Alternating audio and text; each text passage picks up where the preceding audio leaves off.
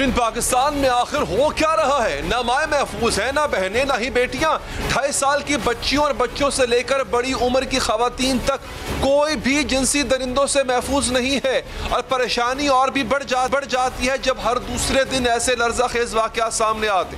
इस सूरत हाल की वजह निज़ाम इंसाफ की खराबियाँ और ज़्यादातर मुल्ज़िमान को सजाएं ना मिलना है। गुज़िश्ता रोज़ कसूर की ज़ैनब की तरह एक और ज़ैनब दरिंदगी की भेंट चढ़ गई। 2.5 साला ज़ैनब 6 अक्टूबर को लापता हुई थी और 7 अक्टूबर को उसकी ज़्यादती ज़दा लाश खेतों से मिली।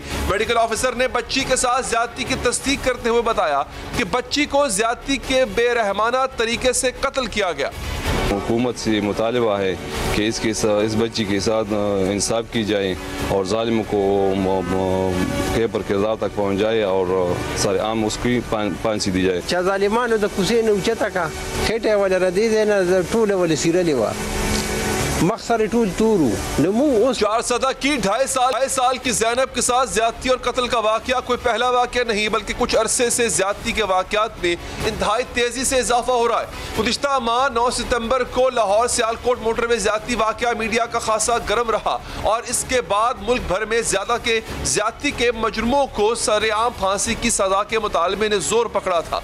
अपोजिशन से लेकर कई वफाकी वज़रा तक, हत्ता के वज़ीर आज़म इमरान खान भी इन मुजरिमों को निशाने इबरत बनाने के हक में नजर आते थे। जब मुजरिमों को नामर्द बनाने का कानून तो पास कराने की तो दावे भी किए गए। लीडरशिप की तरफ से ये बात आ गई सामने कि हम भी चाहते हैं कि सरेआम फांसी दी जाए। ये असेंबली एक तारीख बन जाए कि हमने ये असेंबली ने करारदाद मंजूर की थी और बिल बनाया था, बच्चों की इस्मत दरी करने वालों को सरेआम सजाए मौत दी जाए। नामर्द बनाने की सजा आपको अल्लाह ताला के हुक्म से मैं पास करा के दिखाऊंगा इस असेंबली में। लेकिन हुकूमत की इन बड़ी बातों के बावजूद इस तरह के कानून साजी का नामो निशान तक नहीं है। इंसानी हकूक के नुमाइंदों और उलमा की जानिब से ऐसी सजाओं के खिलाफ सवालात उठाए जाने पर सरेआम फांसी और नामर्दी के कवानीन पर खामोशी इख्तियार कर ली गई।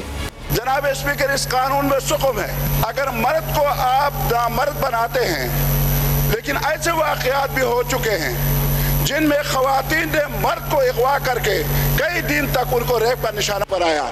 क्या उन खवातीन के खिलाफ उनको नाऔरत बनाने के लिए आपके पास क्या मैकेनिज्म है? इस तरह के गैर संजीदा बयानात और फिर शोर शराबे में सख्त सजाओं का सारा मामला दब गया और सूरत हाल ये है कि कानून साजी तो दूर की बात, पहले से मौजूद कवानीन पर भी अमल मुमकिन नजर नहीं आ रहा। लाहौर सियालकोट मोटरवे ज्यादती के वाक़े को 1 माह हो चुका है, लेकिन मरकजी मुल्ज़िम आबिद अली पुलिस के हाथों से कोसों दूर है। हम इस केस पर मजीद बात इसलिए नहीं कर सकते क्योंकि मीडिया पर इस केस पर बात करने पर पाबंदी है। ऐसे वाक़यात में अगर पुलिस फुर्ती दिखाए और मजलूम को फौरी इंसाफ मयसर हो तो सख्त सजाओं की जरूरत नहीं है। पहले से मौजूद कवानीन और सजाओं पर भी अमल हो जाए तो बहुत सी ज्यादती के वाक़यात कम हो सकते हैं। इस हवाले से वफाकी वजीर फवाद चौधरी की बात तवज्जो के काबिल है। उनका कहना है कि पाकिस्तान ने मसला सजा का मौजूद होना नहीं बल्कि बरवक्त इंसाफ का न मिलना।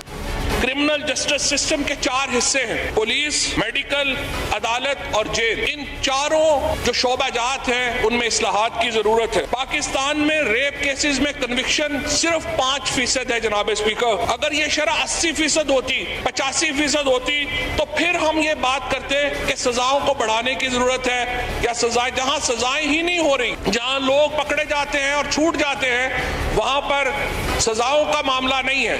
हमें लोगों को पकड़े जाने का मामला है, उनकी कन्विक्शन का मामला है और जब तक मुल्ज़िम पकड़े नहीं जा रहे, सजा नहीं हो रही तो बाकी बहस इर्रेलेवेंट हो जाती है। निज़ाम इंसाफ की यही खामियां मजीद खराबियों को जन्म दे रही हैं। इंसाफ की फराहमी से मायूस होकर लोग खुद ही इंतहाई इकदामात पर मजबूर हो रहे हैं।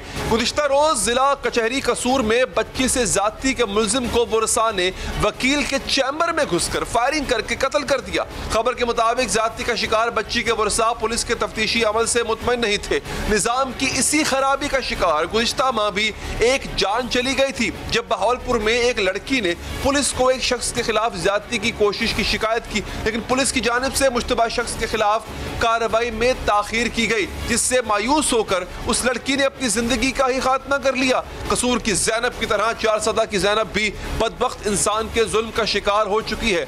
इसी अफसोसनाक वाक़े पर हमारे पास इस वक्त मौजूद होंगी मोहतरमा मोहतरमा ताहिरा अब्दुल्ला साहिबा ज्वाइन करेंगे, जनाब ताहिर अशरफी साहब, अंदलीब अब्बास साहिबा और दोस्तों इसी मासूम बच्ची के चचा फजल रहीम। सबसे पहले आगाज करते हैं बच्ची के चचा फजल रहीम साहब से। फजल साहब, पहले तो शुक्रिया और माजरत इस वजह से कि आपको हमने तकलीफ दी। आप इस ऐसे दौर से गुजर रहे हैं जब आपके जख्म ताज़ा हैं, और दूसरी माजरत इसलिए कि हम भी शर्मिंदा हैं, हम भी कसूरवार हैं जो आपके साथ हुआ, बतौर माशरा हम कसूरवार हैं, हमें माफ़ कर दीजिएगा।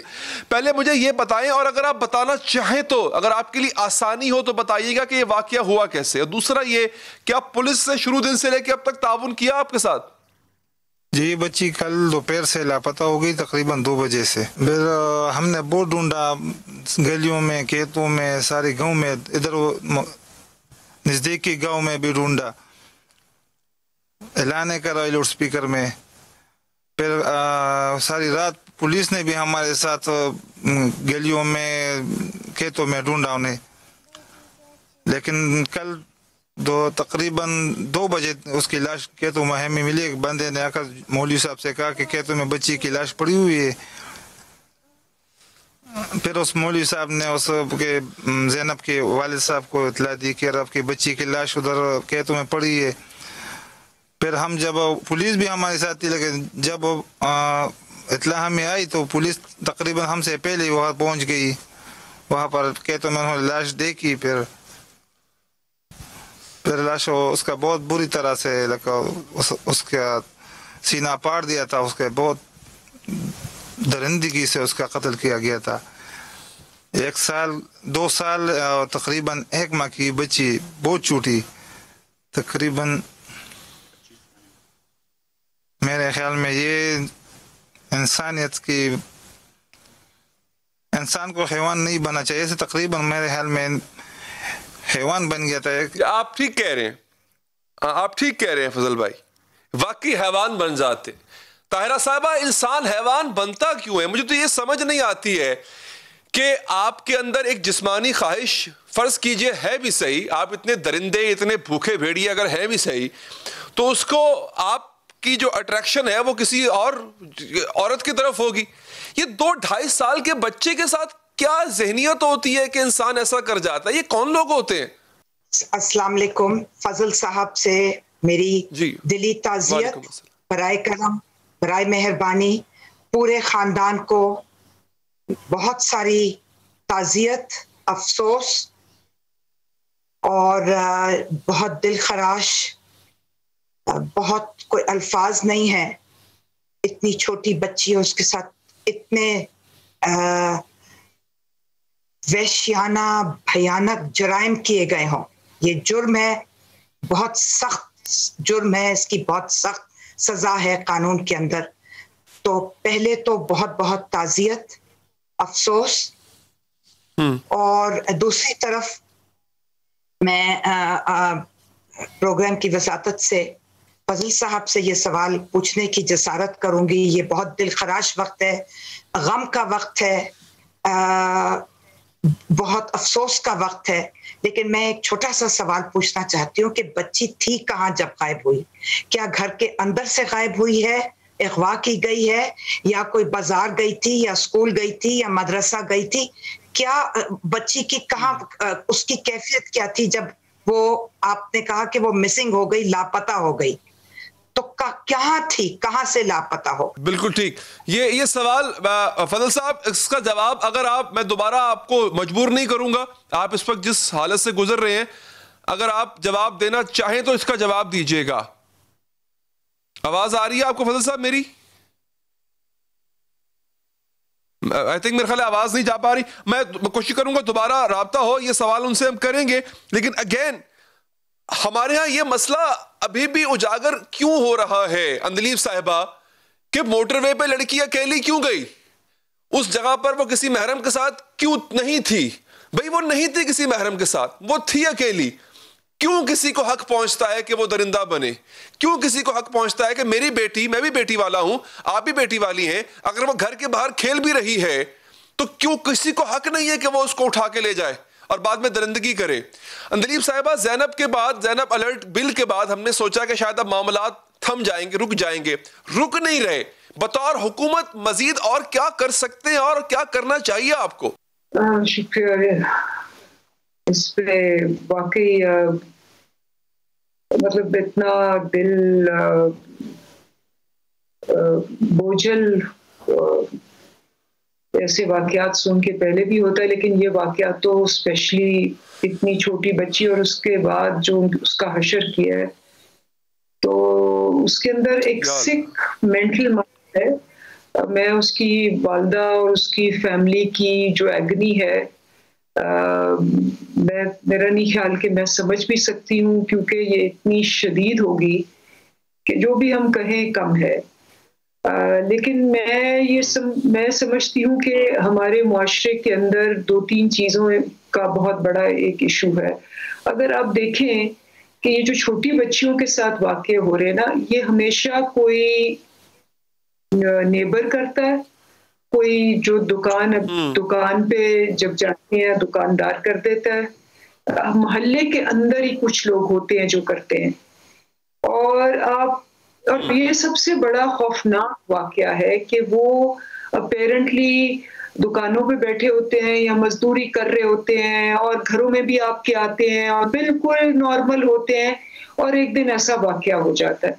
तो इसका मतलब है कि हमारी ओवरऑल सोसाइटी के अंदर एक तो ऑब्वियसली जहालत है, नंबर 1, तालीम का फुकदान है, फिर गुर्बत भी है, और जो कि एक्सक्यूज नहीं है, लेकिन जिसको कहते हैं ना कि एक एक्सपोजर नहीं है आपका। आप एक ही बंद गली में रहते हैं, शायद आपके अपने एक्सपीरियंसेस जो हैं वो अच्छे नहीं हुए, और उसकी वजह से आप अपने अंदर ही वो एक्सप्रेस नहीं कर पाते क्या है वो, अंदर ही कोई उनके अंदर जो भी सिकनेस है वो। अच्छा, इसमें एक पॉइंट है अंदलीब साहिबा, वो मैं कुछ हद तक ताहरा साहबा से एग्री करूंगा कि हाँ, पेरेंट्स देखिए सोसाइटी है ऐसी, हम क्या करें, ऐसे दरिंदे हैं बाहर हमारे, तो हम थोड़े विजिलेंट हो जाएं, अनअटेंडेड मत छोड़ा करें अपने बच्चों को। मैं किसी को कसूरवार नहीं ठहरा रहा, पेरेंट्स को तो बिल्कुल भी नहीं, मगर फिर भी ये एहतियात हमें करना पड़ेगी। अच्छा अलामा साहब, सर मुझे ये बताइएगा, बड़ी औरत, बड़ी खातून, लड़की, वो नकाब भी कर ले, वो हिजाब भी कर ले, वो अपने 4 दीवारी में भी रह ले, वो तो हो जाएगा। ये छोटी बच्चियां क्या करें सर? ये तो बुर्का नहीं ओढ़ सकती, मगर ऐसे दरिंदों से कैसे बचाएं छोटे बच्चों को, बच्चियों को? बिस्मिल्लाहिर्रहमानिर्रहीम, नहमदुहु व नुसल्ली व नुसल्लिमु अला रसूलिहिल करीम। गुजारिश ये है कि सबसे पहले तो मैं फजल साहब से, उस बच्ची की माँ से, उसके बाप से, उसके अहले खाना से ताज़ियत करता हूँ, और हम सब बेहिस हैं।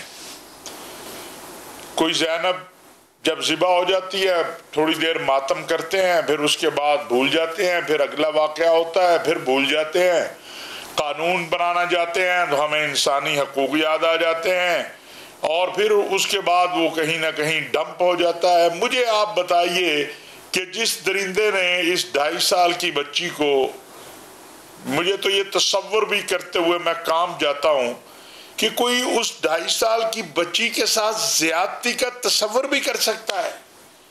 ये कोई इंसान थोड़े है। अब जो वो 2.5 साल की बच्ची है, उसका भी तो कोई हक है कि नहीं है? क्यों ना इस दरिंदे को उसी जगह, उसी मकाम पे, उसी तरह ज़िबा किया जाए? कौन रोकता है? कुरान, अल्लाह करीम जो है वो माँ से 70 गुना ज्यादा रहम दिल है, 70 माओं से ज्यादा रहम दिल है। अगर उन्होंने इस जुर्म की सजा कुरान और सुन्नत ने हमें ये दी है कि इनको पकड़ो, इनको संसार करो, इनको कोड़े मारो सरेआम, तो हम क्यों वो करने को तैयार नहीं है? किसने हमें रोका हुआ है?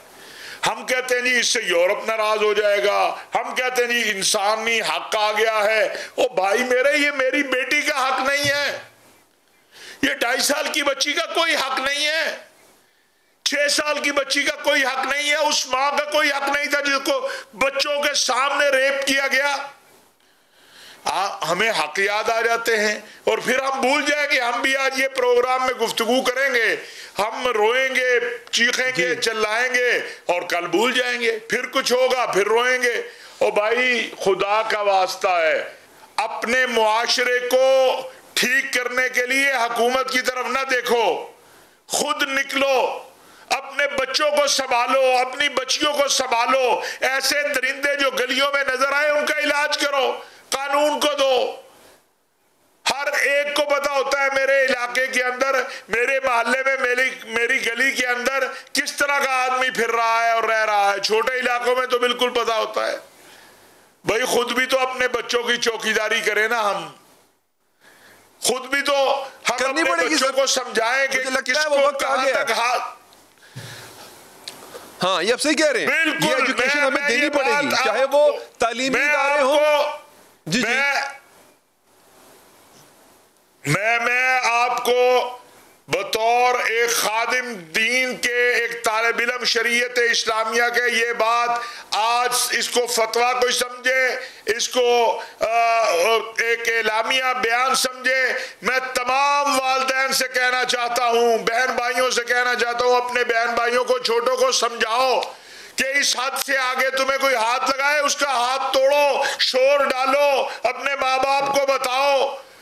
ये हमारी छोटे छोटे बच्चे जाते हैं, वो मैं ये भी कहना चाहता हूं, कुछ लोग कहते हैं मदरसों में मदरसे में करता है। फजल साहब, आखिर में सर आपसे सिर्फ मैं पूछ रहा हूं, आखिर में आप सर अब चाहते कि अब क्या चाहेंगे आप? अगर वो शख्स, जिस तरह बात हो रही थी सख्त से सख्त सजा की, आप भी इस हक में हैं कि उस शख्स को जिसने आपकी भतीजी के साथ यह किया, अब मैं नाज़रीन के लिए बता रहा हूं, फजल साहब आपके लिए नहीं, सिर्फ नाज़रीन को याद करवा रहा हूं कि उस बच्ची के साथ ज्यादती करने के बाद उसको मारने का जो तरीका इख्तियार किया उन जालिमों ने, उस छोटी सी बच्ची का सीना चीर दिया, उसका पेट चीर दिया उसको मारने के लिए। इससे बढ़कर दरिंदगी और क्या हो सकती है? जी फजल भाई। ऐसी सजा देनी चाहिए कि दूसरों के लिए इबरत बने, ताकि किसी के साथ ये ऐसी किसी की जरूरत ना हो। जी, आज ये हमारे साथ हुआ है, कल की दूसरे के साथ भी हो सकता है। हमारे लिए कोई ऐसे कानून की कोई ऐसी सजा चाहिए, तकरीबन चौक में लटकाना चाहिए, तो सारा मुआशरा देखे। ठीक है, ताज़ियत हमारी तरफ से माजरत भी, हम बतौर माशरा नाकाम हुए हैं आपकी बच्ची को प्रोटेक्ट करने में। ताहिरा साहिबा क्या करें? सजा दें, सख्त सजा दें, उससे बचत हो सकती है। क्या करें? इनको रिहैब में डालें? क्या करें इनके साथ, ऐसे दरिंदों के साथ? बहुत सारी बातें गडमिड हो गई हैं, मुझे मेरे सवाल का जवाब नहीं मिला। हमें एक तफरीक करनी होगी और मंतक के साथ बात करनी होगी। 18 साल से ऊपर के लड़के, लड़कियां, औरतें और मर्द बालिग होते हैं, बाशऊर होते हैं, आगाह होते हैं, बेदार होते हैं। 18 साल से कम लड़के और 16 साल से कम लड़कियां, इस कानून को भी तब्दील करने की अशद फौरी तौर पर जरूरत है, उसकी किसी और दिन बात कर लेंगे। 16 साल से कम उम्र की लड़कियां नाबालिग होती हैं, उनका तहफ़्फ़ुज़ उनके वालिदैन और उनके गार्डियंस का फर्ज है, और ये आइन के अंदर भी दर्ज है, ये कानून के अंदर भी दर्ज है, और ये हमें हमारी कॉमन सेंस और मंतक भी बताती है कि अगर कोई अपने वालिदैन के ज़ेरे साया है, ज़ेरे दस्त है, उनकी किफ़ालत में है, तो फिर उनका तहफ़्फ़ुज़ भी वालिदैन का फर्ज बनता है। हम ज़ैनब, कसूर वाली जो ज़ैनब थी, उसको बाजार में भेज दिया गया था मगरिब के बाद 1 जनवरी 2018 को, जबकि अंधेरा हो जाता है 5 बजे। उसको 7, साढ़े 7 बजे मोहल्ले में, बाजार में अकेला भेज दिया गया था। तो ये कौन लोग इस तरह के फैसले करते हैं? कौन लोग अपने छोटे बच्चे और बच्चियों को अकेला भेज देते हैं? मैं तो कभी भी अपनी छोटी बच्ची या बच्चे को बाजार में या गली में या मोहल्ले में या गांव में अकेला कभी ना छोड़ो, कभी ना छोड़ो। मैं भी थोड़ी बहुत बाशऊर हूं, लेकिन तमाम वालिदैन को, दादा दादी को, नाना नानी को, चाचों को, मामों को, सबको थोड़ा सा सोच समझ के अपने बच्चे और बच्चियों के साथ की तरबियत भी करनी होगी, उनकी निगरानी भी करनी होगी, उनका तहफ़्फ़ुज़ भी करना होगा। इसलिए मैंने ये कहा था, ये बराए मेहरबानी आपसे दरखास्त है कि Lahore ring road motorway case के साथ इसकी बिल्कुल मत मुकाबला करें।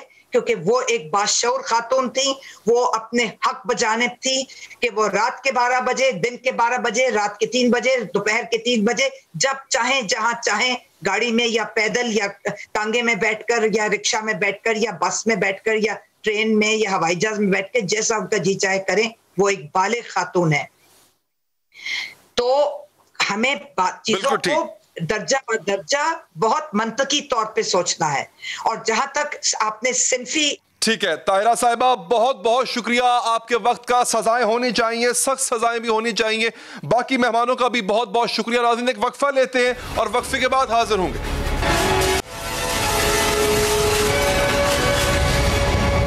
नाज़रीन, सोशल मीडिया इस्तेमाल करने वालों के लिए बहुत ही अहम खबर। हुकूमत ने सोशल मीडिया को लगाम डालने की तैयारियां कर ली हैं।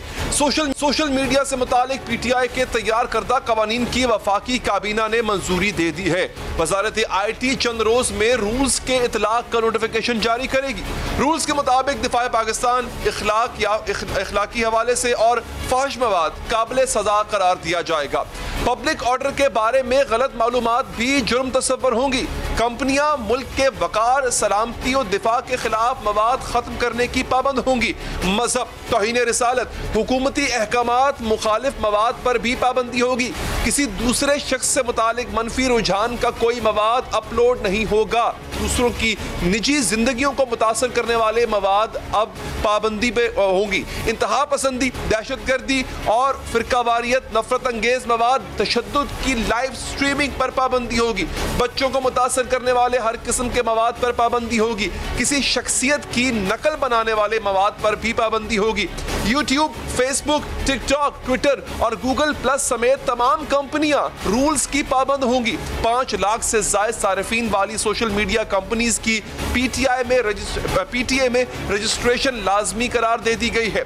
रूल्स का नफाज के बाद सोशल मीडिया कंपनीज 9 माह में पाकिस्तान में दफातर कायम करने की पाबंद होंगी। नाज़रीन, ये तो था सोशल मीडिया के हवाले से मौजूदा हुकूमत का इकदाम। आगे बढ़ते हैं। वज़ीर आज़म की नीयत ठीक है, मेहनत भी कर रहे हैं, लेकिन फिर भी माशी मामला संभल नहीं रहे। गुर्बत बढ़ रही है, बेरोजगारी बढ़ रही है, महंगाई भी बढ़ रही है। दूसरी जानिब आवाम का हौसला और एतमाद दोनों ही कम होते जा रहे हैं। मौजूदा हालात के साथ साथ मुस्तकबिल की खबरें भी मायूस कुन हैं। वर्ल्ड बैंक बता रहा है कि आइंदा 2 साल में पाकिस्तान में गुर्बत मजीद बढ़ेगी। वर्ल्ड बैंक की रिपोर्ट में गया है कि पाकिस्तान में इक्तिसादी तरक्की की शरह कम होकर 0.55% रहेगी। हालांकि गुज़िश्ता 3 साल में यह शरह औसतन 4% थी। फिर तहरीक इंसाफ हुकूमत ने तरक्की की शरह 2.1% मुकर्रर की थी। तहम हुकूमत अपने अहदाफ हासिल करने में नाकाम रही और ये माशी सूरत हाल इन वादों की तकमील में भी दीवार बने हैं जो तहरीक इंसाफ ने हुकूमत में आने से पहले अवाम से किए थे। अगर इक्तिसादी तरक्की की शरह 0.5% पर रही तो 1 करोड़ नौकरियों और 50 लाख घरों का वादा कैसे पूरा होगा? हमारा चैलेंज ये है कि हमने 1 करोड़ नौकरियां पाकिस्तान में पैदा करनी है। लो कॉस्ट हाउसिंग का हम एक स्कीम लेके आ रहे हैं। उधर भी हमने अपने आप को बड़ा स्टीप टारगेट सेट किया है और वो है 50 लाख घर।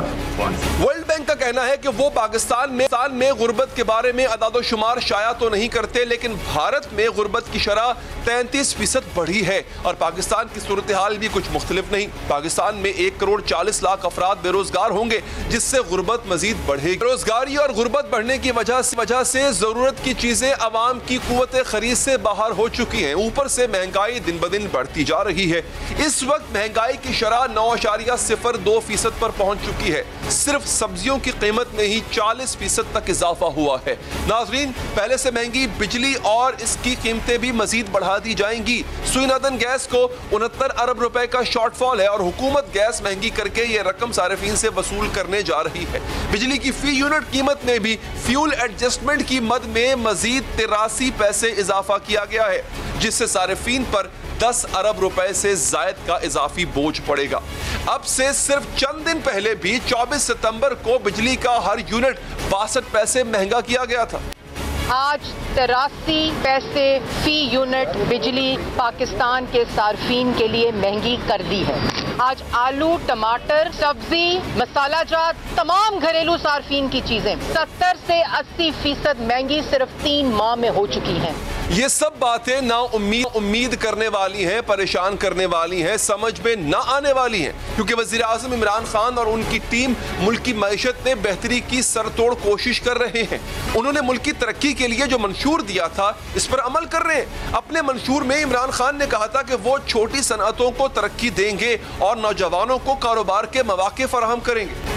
स्मॉल और मीडियम इंडस्ट्री ये हमेशा एम्प्लॉयमेंट सबसे ज्यादा देती है, ये बैकबोन होती है मुल्क की। इसके इतनी रुकावटें हैं स्मॉल और मीडियम इंडस्ट्री के सामने, जिस तरह हम गवर्नेंस देते हैं वो बदलना पड़ेगा। हुकूमत बनाने के बाद वज़ीर आज़म इस मंशूर पर अमल कर रहे हैं। कामयाब जवान के नाम से एक प्रोग्राम शुरू किया गया जिसके तहत नौजवानों को अपने कारोबार के लिए 1 लाख से 2.5 करोड़ तक का कर्ज दिया जा रहा है।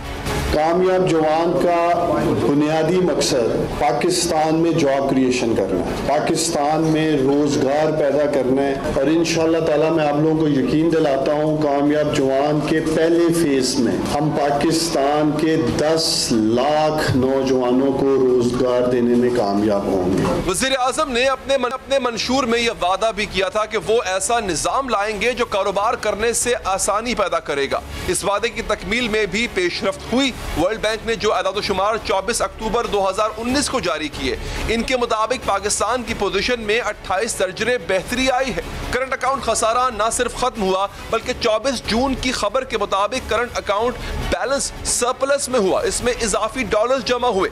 वज़ीर आज़म ने दयामीर भाषा डैम का मंसूबा शुरू किया, मोहम्मद डैम का संगे बुनियाद रखा, पेशावर BRT का इफ्तिताह किया, नया पाकिस्तान हाउसिंग प्रोग्राम शुरू किया, लाहौर में रावी अर्बन डेवलपमेंट प्रोजेक्ट शुरू किया, बिजली की लागत कम करने के लिए IPPs के साथ मुआहदा किया, बेघर अफराद के लिए पनाहगाहें बनाई और भूखों के लिए लंगर खाने कायम किए। पाकिस्तान कोरोना की मुश्किल सूरत हाल से भी निकल चुका है। पाकिस्तान की क्रेडिट रेटिंग में भी बेहतरी आई है। ये सब इशारे बता रहे हैं कि हुकूमत मुल्क की मईशत पर बेहतर बनाने के लिए सरतोड़ कोशिश कर रही है।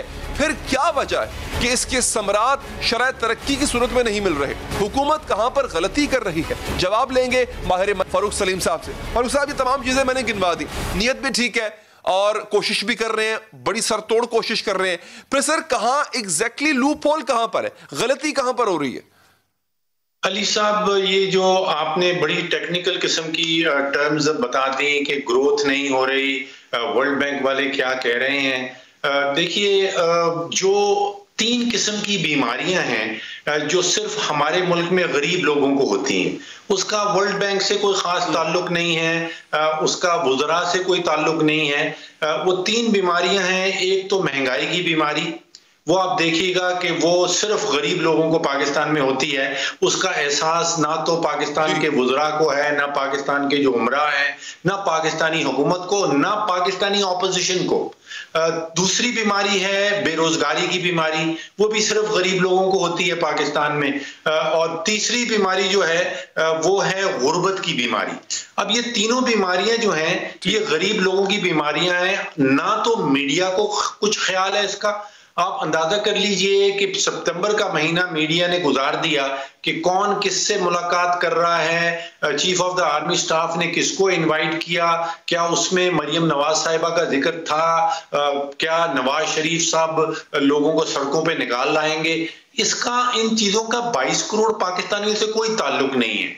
वर्ल्ड बैंक कह रहा है कि 0.5% ग्रोथ होगा। इसका मतलब क्या है? इसका मतलब यह है कि पाकिस्तान में मजीद गुर्बत बढ़ेगी, पाकिस्तान में मजीद बेरोजगारी बढ़ेगी। लेकिन ये चीजें ना तो हमारे मीडिया के लिए कोई इंपॉर्टेंस रखती हैं, ना हमारी ऑपोजिशन के लिए कोई इंपॉर्टेंस रखती हैं, और ना ही हुकूमत के लिए कोई इंपॉर्टेंस रखती हैं। अच्छा, लेकिन डॉक्टर साहब, इमरान खान साहब तो मुसलसल गरीब आदमी की बात करते हैं। मतलब उनकी तकरीर में आप ये देखें, उन्होंने जो एहसास प्रोग्राम शुरू किया वो गरीब के लिए था। उन्होंने जो ये प्रोग्राम शुरू किया कि कैटल्स दिए जाएंगे आम आदमी को, वो मुर्गियां वगैरह और इस तरह की चीजें, वो एक आम आदमी गरीब आदमी के लिए थी ना सर। इसके साथ साथ सर स्मॉल इंडस्ट्री की ग्रोथ वो भी आम आदमी के लिए, ईज ऑफ बिजनेस भी आम आदमी के लिए। सर वो करना चाह रहे हैं तो फिर गलती कहां पर हो रही है उनसे जो नहीं कर पा रहे? देखिए, मैं आपसे एग्री करता हूं कि वो करना चाह रहे हैं, लेकिन यहाँ पे सिर्फ आपकी चाहत, आपकी ख्वाहिश का मामला नहीं है। जमीनी हकीकत क्या है। अब 2 साल से करना चाह रहे हैं, 2 साल से बड़ी सीरियस किस्म की ख्वाहिश है, लेकिन हुआ क्या है। देखिए 2 साल पहले इस मुल्क में 7 करोड़ पाकिस्तानी थे जो शराय गुर्बत से नीचे थे। तकरीबन 30% आबादी बन रही थी 2 साल पहले। अब 2 साल में जो ख्वाहिशात थी, 2 साल में जो कोशिशें थी, उनका जमीनी हकीकत क्या हुआ कि आज तकरीबन 41% पाकिस्तान की आबादी जो है वो शराय गुर्बत से गिर गई है। यानी कि 9 करोड़ पाकिस्तानी जो हैं इस वक्त शराय गुर्बत से नीचे रह रहे हैं। मैं परेशान हो जाता हूं, मैं हैरान हो जाता हूं। 9 करोड़ अली साहब इज अ बिग नंबर। दुनिया में बेतहाशा ममालिक ऐसे हैं जिनकी 9 करोड़ की आबादी नहीं है। तो आप अब महंगाई का हाल देख लीजिए। मुझे समझ नहीं आ रहा कि इस वक्त गरीब आदमी अपनी जिंदगी किस तरह गुजार रहा है। अब ये पाकिस्तान ब्यूरो ऑफ स्टैटिस्टिक्स की फिगर्स हैं जो सितंबर में उन्होंने दी हैं खाने पीने के हवाले से। वो कहते हैं कि आलू की कीमत तकरीबन 67% बढ़ी है सिर्फ 1 साल में, सितंबर 2019 से लेके सितंबर 2020 तक। टमाटर की कीमत बढ़ी है 52%, गंदुम की कीमत बढ़ी है 42%। अब मेरी बीवी ने मुझसे आटे की कीमत का जिक्र, आप यकीन कीजिए, पिछले 15-20 साल से नहीं किया। कल वो आटा खरीद के लाई हैं और मुझे कह रही हैं कि चक्की का आटा लेके आई हूं और वो 85 रुपए किलो पड़ा है। 2 साल पहले उसकी कीमत 45 रुपए थी। अब अगर मुझे तकलीफ पहुंच रही है तो जो आम आटा खाता है, जो 2 साल पहले 35 रुपए का किलो खरीद रहा था, 36 रुपए का किलो खरीद रहा था, आज वो 65 रुपए का किलो आटा खरीद रहा है। जो 55 रुपए की चीनी बिक रही थी 2 साल पहले, आज वो 115 रुपए की चीनी बिक रही है। अब मुझे बताइए कि वो 9 करोड़ पाकिस्तानी जो शराय गुर्बत से नीचे रह रहे हैं, वो जिंदा कैसे रह रहे हैं। बिल्कुल ठीक। तो आपको क्या हालात बेहतर होते नजर नहीं आते सर? आप क्या बिलीव करते हैं कि जो वर्ल्ड बैंक की रिपोर्ट है उसके स्टेटिस्टिक्स ठीक लग रहे हैं आपको, या फिर ये जो गवर्नमेंट कह रही है कि 2% ग्रोथ रेट है हमारा, वो ठीक लग रहा है आपको? देखिए दुनिया भर में वर्ल्ड बैंक के जो अदाद शुमार आते हैं उनके पास बड़े एक्सपर्ट्स हैं। वो उन एक्सपर्ट्स के अदाद शुमार की बुनियाद के ऊपर आपको अपना तज्जिया देते हैं कि इस साल पाकिस्तान की ग्रोथ जो है वो 0.5% पे आएगी। जबकि इसी तज्जिए के तो उन्होंने कहा कि इंडिया की ग्रोथ जो है वो 5 पॉइंट कुछ पे जाएगी, बांग्लादेश की हमसे ज्यादा है, श्रीलंका की हमसे ज्यादा है, अफगानिस्तान की हमसे ज्यादा है। हमें ये सोचना है कि इन हकायक के पीछे राज क्या है, वजूहात क्या है। पाकिस्तान में गुर्बत बढ़ रही है, इसकी वजह क्या है। पाकिस्तान की ग्रोथ नहीं हो रही, इसकी वजह क्या है। वजह जानने के बाद फिर हमको आवाज उठानी है कि हुकूमत उन वजूहात को दूर करे। तो ये तो हकायक है कि बेरोजगारी बढ़ रही है, महंगाई बढ़ रही है, ये तो हुकूमत खुद भी मान रही है। हमें बात इस चीज की करनी है कि ये क्यों हो रहा है, और जब हम वो चीजें हम आइडेंटिफाई कर लेंगे कि क्यों हो रहा है, फिर हमें इकदाम उठाने हैं, पॉलिसी बनानी है उनके खिलाफ। ऐसी कोई बात हो ही नहीं रही। हमारा तो सारा का सारा फोकस जो है वो सियासत के ऊपर है जी, मईशत के ऊपर। यहाँ पे किसी का कोई फोकस नहीं है, ना मीडिया का, ना ऑपोजिशन का, और ना हुकूमती पार्टी का। ठीक है डॉक्टर साहब, बहुत बहुत शुक्रिया सर आपके वक्त का। नाज़रीन आगे बढ़ते हैं। सियासत एक खेल है, समझदारी का, चालाकी का, होशियारी का, और मौलाना फजलुर रहमान इस खेल के बादशाह हैं। इस मैदान के खिलाड़ी हैं। हुकूमत किसी की भी हो, मौलाना के नजरियात जो भी हो, हुकूमत में कैसे रहना है, वजारतें और ओहदे कैसे समेटने हैं, ये फन मौलाना फजलुर रहमान अच्छी तरह जानते हैं। और मौलाना की सियासी तारीख ऐसे हैरान कुन वाक़यात और बयानात से भरी पड़ी है, बल्कि मौलाना के कारकुन भी इनको तिलिस्माती शख्सियत समझते हैं। हत्ता कि वो चाहते हैं कि उनका नाम भी वजू करके लिया जाए। मामला औरत की हुक्मरानी का हो या तस्वीर खिंचवाने के हवाले से, इस्लामी हुक्म मौलाना फजलुर रहमान जरूरत के वक्त इखलाकी और मामलात को आइन के तनाजुर में सुलझा लेते हैं और अपना भी लेते हैं। यहाँ तक कि कश्मीर के जहाद पर JUI पाकिस्तान और हिंदुस्तान के मुतजाद मौक़िफ़ के मामले पर भी मौलाना फजलुर रहमान के जवाब के सामने सवाल करने वाले लाजवाब दिखाई देते रहे। मौलाना फजलुर रहमान की सियासत को इस वक्त पजीराई मिली जब 1993 में बेनजीर भुट्टो वजारत उज़्मा की उम्मीदवार थी और मौलाना फजलुर रहमान ने औरत की हुक्मरानी को हराम करार दे दिया था और इन्हीं की हुकूमत में बाद में मौलाना ने खारजा अमूर की कमेटी की सरबराह का ओहदा भी कबूल कर लिया। औरत की हुक्मरानी का सवाल आज फिर मौलाना को दरपेश है। गुज़िश्ता रोज लाहौर में मुस्लिम लीग की क़यादत के साथ मुलाकात के बाद मरियम नवाज के साथ प्रेस कॉन्फ्रेंस में जब रिपोर्टर ने उनसे पूछा कि क्या वो मरियम नवाज की बतौर वज़ीर आज़म हिमायत करेंगे, जिस पर पहले तो मौलाना ने सवाल को ही प्लांटेड करार दिया, लेकिन फिर संभल कर ठहराव के साथ तफसीली जवाब दिया। क्या आप औरत की हुक्मरानी के खिलाफ हैं? अगर मरियम नवाज साहबा वज़ीर आज़म बनती है तो आप इन्हें सपोर्ट करेंगे? ये सवाल मेरा ख्याल है पीछे से फीडेड है। नाराज ना होना, नाराज ना होना। मुझे कहा कि ये आप कैसे कहते हैं कि औरत नहीं होगी, आप तो खुद औरत के साथ थे। मैंने कहा मैंने उसको भी एक बात कही थी और आज फिर भी कहता हूँ, हमने औरत को कबूल नहीं किया था, हमने बर्दाश्त किया था। आजकल मुल्क में अपोजिशन इत्तेहाद के चर्चे हैं और मौलाना फजलुर रहमान इस इत्तेहाद यानी पीडीएम के रूहे रवां यानी सरबराह हैं और मौलाना के नपे तुले लेकिन मुतजाद बयानात देखने वालों की समझ से बाहर हैं। कभी मुखालिफिन को ललकारते हैं तो कभी मफाहमताना लहजा इख्तियार कर लेते हैं। तो सीधे हो जाओ, तो हम तो पहले से सीधे, और अगर बिगड़ोगे तो फिर अगर हम बिगड़ गए तो अफगानिस्तान में अमेरिका का क्या हश्र हुआ, खुदा की कसम यहाँ तुम्हारा वही हश्र हो जाए। बेशक, बिल्कुल, बेशक, बेशक। हमारी तरफ से फौज के साथ, उसकी क़यादत के साथ किसी किस्म का कोई झगड़ा और तनाज़ा नहीं है। यही मंजर पिछले साल भी था जब मौलाना फजलुर रहमान एक बड़े धरने के साथ इस्लामाबाद में बराजमान थे, जहां वो मज़ाहमती बयानिए की तस्वीर बने हुए थे, लेकिन टीवी इंटरव्यूज में सुलह पसंद नजर आते। एस्टेब्लिशमेंट ने अपनी मर्जी की सियासी जमातें बनाई, अपनी मर्जी के नताइज मुरतब किए, अपनी मर्जी के लोग उनको जबर की बुनियाद पर कौम पर मुसल्लत किया। हम सब चाहते हैं कि फौज की इज्जत होनी चाहिए और फौज पाकिस्तान जिंदाबाद के नारे हम लगाएं। मुतजाद बयानात का मामला आर्मी चीफ के साथ मुलाकात के हवाले से भी सामने आ चुका है, जब मौलाना फजलुर रहमान ने चंद दिन पहले शेख रशीद के दावे को झुटला दिया था। हालांकि एक साल पहले मौलाना खुद आर्मी चीफ के साथ मुलाकात की तस्दीक कर चुके। मैं वो वाहिद आदमी हूँ जिसने कभी न असेंबली की सीट, न कोई ओहदा, न उसकी कोई भीख मांगी है, न इस सिलसिले में कोई साबित कर सकता है कि मैं जनरल बाजवा साहब की खिदमत में हाजिर हुआ हूँ। आर्मी चीफ के साथ मुलाकातों की खबरें भी बहुत गर्म रही हैं, आपको वजाहत करेंगे कब आपकी मुलाकात हुई थी? मेरी हुई है जी। और ये कितना अर्सा पहले हुई? काफी अर्सा पहले हुई थी। आर्मी चीफ से मुलाकात पर भी कंफ्यूजन। कभी मौलाना फ्रंट फुट पर आकर खेलते हैं तो कभी अपने कारकुनों को आगे करके उनसे जारहाना बयान दिलवाकर मकासद हासिल कर लेते हैं। यही कुछ नैब के नोटिस के साथ भी हुआ, जब खबरें चली कि मौलाना को नैब ने तलब कर लिया, जिस पर JUI के रहनुमाओं की जानिब से जारहाना बयानात दिए गए। एक बात सुन लें, अगर ये फैसला होता है कि मौलाना फजलुर रहमान साहब नैब में पेश होते हैं तो फिर मौलाना फजलुर रहमान अकेले पेश नहीं होंगे।